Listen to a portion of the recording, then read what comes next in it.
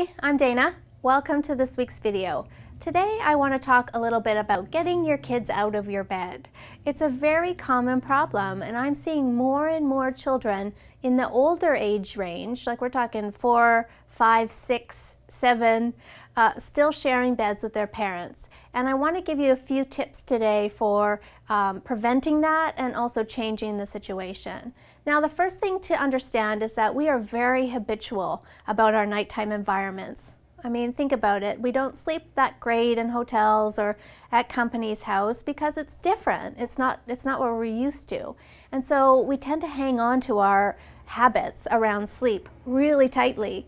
And so when you're looking at your child, there most likely will not come a day where they are just willingly and happily going to say, no, you know what, from now on I'm going to sleep in my own bed. It does happen, but it's pretty rare. Again, because it's their habit to sleep with you, and therefore sleeping alone feels very strange. And we don't like a whole lot of strangeness when it comes to bed, right? So the first thing to keep in mind is that there is going to be some protest around this. It makes total sense. I mean, if I told you tonight you had to go sleep on your own in a different room, you would have some anxiety around that. That's absolutely a given. So do not expect this to be, you know, an easy, breezy process where it's not going to be upsetting to anyone. You know, you might be waiting until your child leaves home if that's what you're waiting for.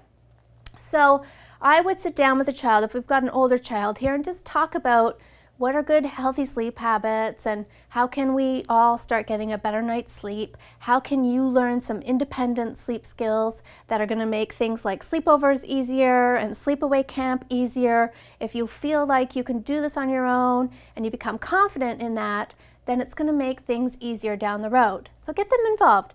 Set some reward around this. If you've got an older child, you can start setting up a nice bedtime routine chart that they can follow.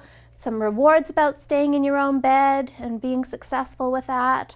That keeps it really positive, and minimizes some of the anxiety that they're going to have around this. Most of the people that end up buying the Sleep Sense program, if they're in a bed sharing relationship, are looking for a way out of it. Right? If we're talking about a baby, maybe we've got an 8-month-old where you're thinking, okay, enough's enough, I'd like my own bed back now, but how do we start that process?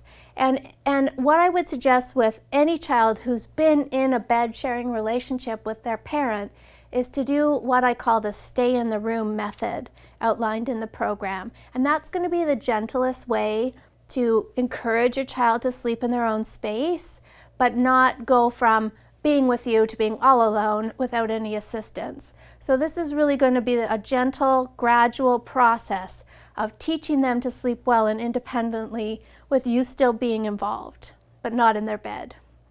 Okay, so again, remember there's going to be protest. You're going to have to stay strong. Once you've decided to do this, you really cannot back down, and you have to push through even if for the first few days it's upsetting to the child.